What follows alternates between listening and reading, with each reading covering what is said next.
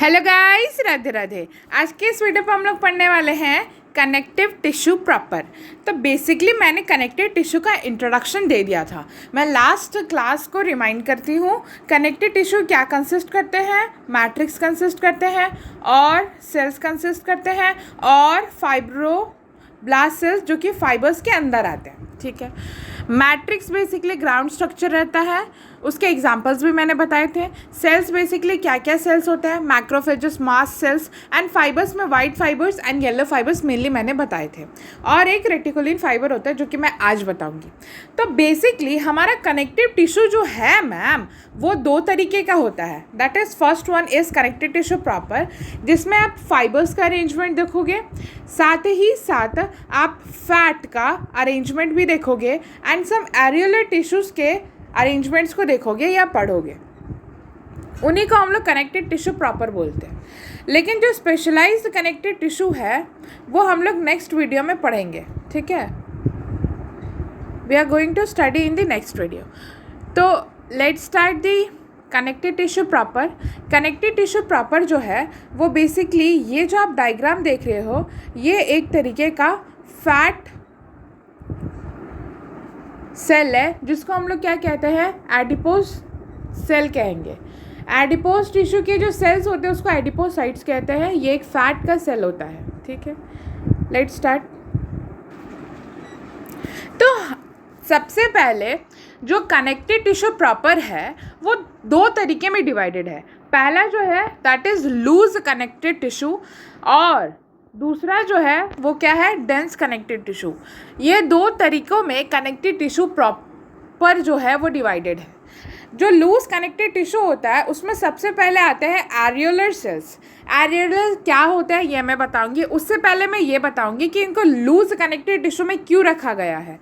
क्योंकि मैट्रिक्स इनमें क्या होता है, जो भी लिक्विड मटेरियल हो, सेमी सॉलिड या सॉलिड मटेरियल हो, बेसिकली इसमें जो है उनमें मैट्रिक्स ज़्यादा होगा। ठीक है, अगर मैट्रिक्स ज़्यादा है, सेल्स कम है एंड फाइबर्स भी कम है, तो उसमें एक लूज कनेक्टेड टिश्यू आपको दिखेगा क्योंकि उसमें मैट्रिक्स ज़्यादा है।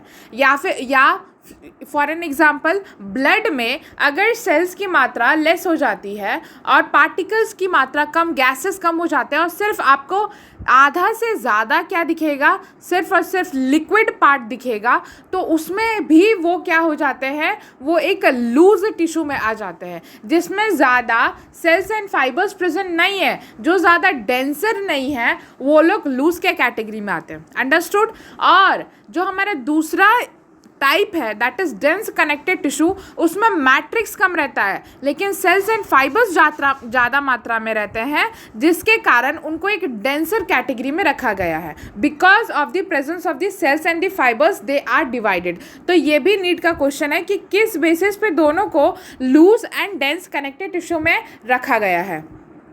अब हम लोग पढ़ेंगे एरियोलर क्या होता है ma'am.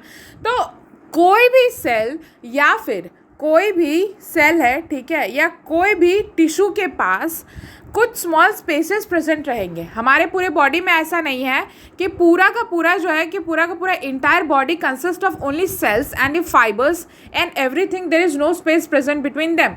There are some spaces which is present in the body. That spaces are called as areoli and इन्हीं को हम लोग कलेक्टिवली क्या कहते हैं? एरियोलर टिश्यू कहते हैं मैम। ठीक है, एरियोलर टिश्यू। इनके फंक्शंस को हम पढ़ेंगे। अब यहाँ पे आप देखो एक इम्पॉर्टेंट पॉइंट है, matrix has white fibre more and yellow fibre less. तो यहाँ पे कोलाजीन की जो मात्रा है वो क्या है? ज़्यादा मात्रा में है और इलास्टिन की जो मात्रा है वो कम मात्रा में प्रेजेंट है। ठीक है, तो ये इम्पॉर्टेंट पॉइंट है। Next is macrophages present, mast cells भी प्रेजेंट है। तो इसमें क्या है कि सेल्स प्रेजेंट है बट उतने ज़्यादा अमाउंट में प्रेजेंट नहीं है। ठीक है, मैक्रोफेजेस का फंक्शन मैं बताना चाहती हूँ। दैट इज़ ये हमको क्या प्रोवाइड करेंगे? That is protection from the foreign bodies by phagocytosis करके। और मास्ट सेल में क्या क्या आते हैं? That is histamine, heparin and serotonin. उनका अलग अलग फंक्शन होता है जो कि आप मेरे कनेक्टिव टिश्यू के इंट्रोडक्टिव वीडियो में जाकर के देख सकते हो। नेक्स्ट इज, अब एरियोलर टिश्यू का फंक्शन क्या है ma'am? That is it provide protection, elasticity and framework. जब एरियोलर टिश्यू लूज होते हैं तो उनको हम लोग लूज एरियोलर टिश्यू बोलते हैं। ज़्यादा वो कॉम्पैक्टली अरेंज नहीं होते, ज़्यादा टाइटली वाइडली अरेंज्ड नहीं होते, तो उनको एक लूज एरियोलर टिश्यू टर्म्ड किया जाता है। लेकिन जिस भी जगह पे वो डेंसर मात्रा में और कॉम्पैक्टली अरेंज्ड रहते हैं उनको कॉम्पैक्ट एरियोलर टिश्यू कहा जाता है। ये क्या करते हैं? हमारे बॉडी को जर्क प्रूफ बनाते हैं, ठीक है। साथ ही साथ present between skins and muscles and provides support. ये कहाँ कहाँ प्रेजेंट रहते हैं? That is it is present between the skin में ये प्रेजेंट है, मसल्स में भी प्रेजेंट है, और ये हमको क्या फंक्शन प्रोवाइड करेंगे मैम? प्रोटेक्शन का रोल प्ले करते हैं ये सबसे ज़्यादा क्या होते हैं? Abundant and wide spread connective tissue proper. जो एरियोलर टिश्यू है वो कनेक्टिव टिश्यू प्रॉपर में सबसे ज़्यादा वाइडली स्प्रेड रहता है एंड मोस्ट अबंडेंट ज़्यादा मात्रा में पाए जाते हैं। अब इनका ये जो एक इम्पॉर्टेंट फंक्शन है जो कि नीट में पूछा जा चुका है कि एरियोलर टिश्यू का क्या मेन फंक्शन है? That it provide framework to the epithelial tissue. ये एक तरीके का ढांचा प्रोवाइड करता है, एक तरीके का ढांचा प्रोवाइड करेगा किसको मैम? Epithelial tissue. और मैं आपसे ही ये पूछना चाहती हूँ, एपिथेलियल टिश्यू के पास एक मेम्ब्रेन रहता है जिसको बेसमेंट मेम्ब्रेन कहते हैं, जो कि यहाँ पे प्रेजेंट रहता है, जिसके ऊपर क्या लाई करते हैं? दैट इज एपिथेलियल सेल्स लाई करते हैं। लेकिन जो बेसमेंट मेम्ब्रेन के बिलो लाई करता है उन टिश्यू का नाम बताइए। वो बेसिकली कनेक्टिव टिश्यू होता है, ठीक है। और अगर ये नीचे प्रेजेंट नहीं रहेंगे, मान लेते ये नहीं प्रेजेंट है तो ये हवा में तो रहेगा नहीं, तो ये एक तरीके का फ्रेमवर्क ढांचा प्रोवाइड कर रहे हैं उनको कि आप रहिए एपिथेलियल सेल्स, आप रहिए, मैं आपको एक फ्रेमवर्क प्रोवाइड करता। तो it is the main function of it. अब हम लोग आते हैं दूसरे लूज कनेक्टेड टिश्यू प्रॉपर में, that is adipose tissue. Adipose tissue basically उन टिश्यूज़ को कहा जाता है जिनके सेल्स में फैट की मात्रा होती है, अच्छे खासे अमाउंट में फैट प्रेजेंट रहता है, कंटेनिंग फैट ग्लोब्यूल्स। ये बेसिकली फ्लैट के ग्लोब्यूल्स कंसिस्ट करते हैं। इनके जो सेल्स होते हैं उसको एडिपोसाइट्स कहते हैं। दो तरीके के एडिपोज टिश्यूज़ होते हैं, दैट इज़ मोनोलोक्यूलर भी हो सकते हैं या फिर मल्टीलोक्यूलर हो सकते हैं। पहले हम लोग मोनोलोक्यूलर को कवर करेंगे। तो मोनोलोक्यूलर क्या होते हैं कि उसमें वाइट एडिपोसाइट्स होता है, उसमें क्या होते हैं? वाइट कलर के एडिपोसाइट्स रहते हैं। उनके जो एडिपोसाइट्स होंगे ना वो क्या रहेंगे? वाइट कलर के रहेंगे। और साथ ही साथ इनमें माइटोकॉन्ड्रिया में प्रेजेंट रहता है, इनका फैट ग्लोब्यूल्स वाइट कलर का रहता है। इनमें न्यूक्लियस भी प्रेजेंट रहते हैं एंड इट इज़ प्रेजेंट, इनका प्रेजेंस याद रखिएगा, ये कहाँ पे प्रेजेंट रहता है? That is present in the adults में। लेकिन मैम मल्टी लोक्यूलर का मतलब क्या होता है? जहाँ पे फैट ग्लोब्यूल्स जो है वो एक की मात्रा में प्रेजेंट नहीं है, वेरी मच अमाउंट में वो प्रेजेंट रहते हैं। और वो कौन से कलर के रहते हैं? दैट इज़ ब्राउन कलर के रहते हैं। They consist of iron. Iron के प्रेजेंस से ही क्या होता है कि ये कौन कलर का हो जाते हैं? दैट इज़ ब्राउन कलर के हो जाते हैं, ठीक है। ये इम्पॉर्टेंट है। और साथ ही साथ ये किस में प्रेजेंट रहता है? न्यूबॉर्न बेबीज़ में एंड हाइबरनेटिंग एनिमल्स में, for providing for better insulation, ठीक है। उनको ज़्यादा ठंड ना लगे इसलिए उनमें फैट की मात्रा ज़्यादा प्रेजेंट रहे, इसलिए उसमें मल्टीलोक्यूलर एडिपोज टिश्यू प्रेजेंट रहता है। नेक्स्ट इज सेल्स एडिपोसाइट्स कहते हैं। ये पॉइंट रिपीट हो गया, कोई बात नहीं। ये इंसुलेटर्स का काम करते हैं, ये शॉक अब्जॉर्बर भी होते हैं, ठीक है, जैसा कि मैंने यहाँ लिखा है। प्रेजेंट बिलो द स्किन, ये स्किन के बिलो में प्रेजेंट रहते हैं। किडनी के पास प्रेजेंट रहते हैं। हार्ट एंड मिसेंट्रीज के पास, गोनैड्स के पास भी फैट प्रेजेंट रहते हैं, that is adipose tissues present रहते हैं। Fat is a bad conductor of heat and shock absorber and store food.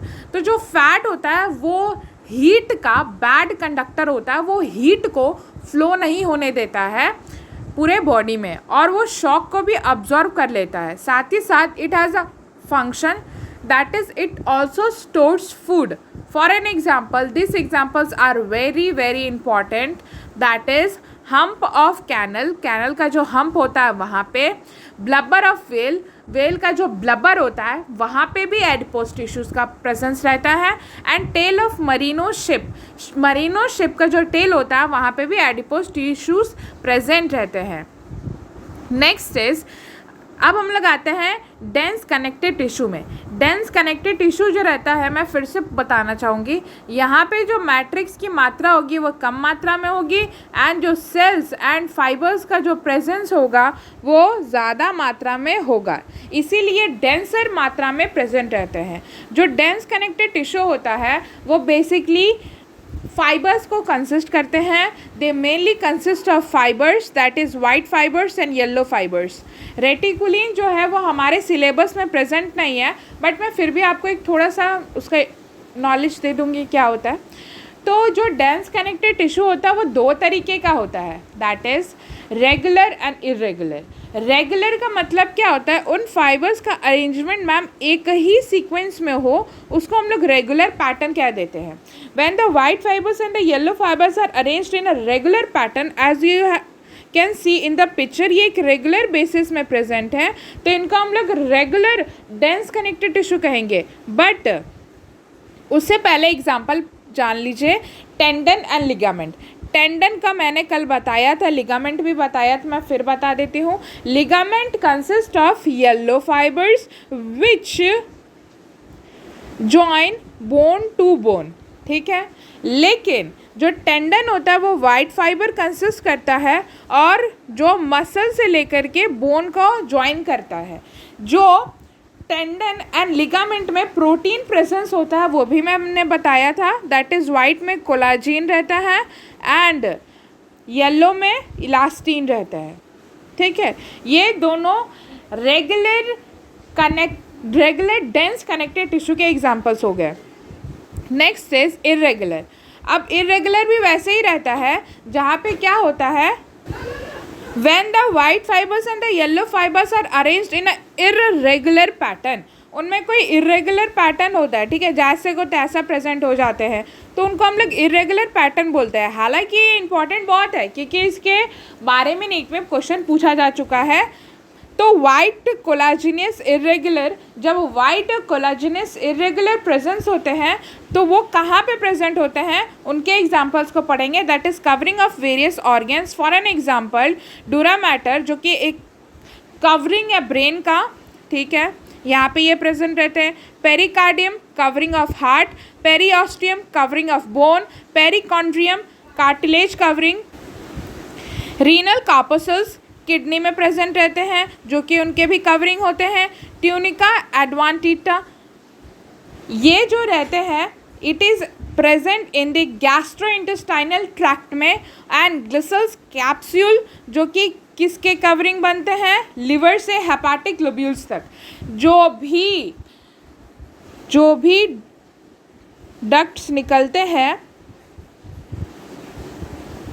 या जो भी ट्यूब्स निकलते हैं, वेसल्स निकलते हैं लिवर से, उनको हम लोग हेपाटिक नाम से ही डिनोट करेंगे. जैसे फॉर एन एग्जांपल लिवर से कोई डक्ट निकल रहा है तो उसको हम लोग हेपाटिक डक्ट कहेंगे, और कोई ट्यूब निकल रहा है तो उसको हम लोग हेपाटिक ट्यूब कहेंगे. तो ये बेसिकली लिवर के ही पार्ट में आते हैं. नेक्स्ट इज येलो इलास्टिन कहाँ पे प्रेजेंट रहता है, दैट इज़ वॉल्स ऑफ एल्यूअली. जो एल्यूअली रहता है उसके वॉल्स में प्रेजेंट रहता है. और मैं आपसे ये भी पूछना चाहूँगी कौन सा एपिथेलियल टिश्यूज में प्रेजेंट रहता है, that is squamous simple epithelial tissue. Blood vessels में येलो इलास्टिन इरेगुलर प्रेजेंट रहते हैं, एंड स्किन में भी येलो इलास्टिन इरेगुलर प्रेजेंट रहते हैं. रेटिकुलर जो रहता है, जिसको हम लोग रेटिकुलिन से पढ़ रहे थे, उनको कॉमनली रेटिकुलर बोला जाता है, जो कि क्या कंसिस्ट करता है, सिर्फ और सिर्फ white fibres and network like structure. मतलब कि ऐसे करके वाइट फाइबर्स अरेंज्ड है और उनमें नेटवर्क लाइक स्ट्रक्चर्स इस तरीके से बनता ही चला जाएगा, उसको हम लोग रेटिकुलर कह देते हैं.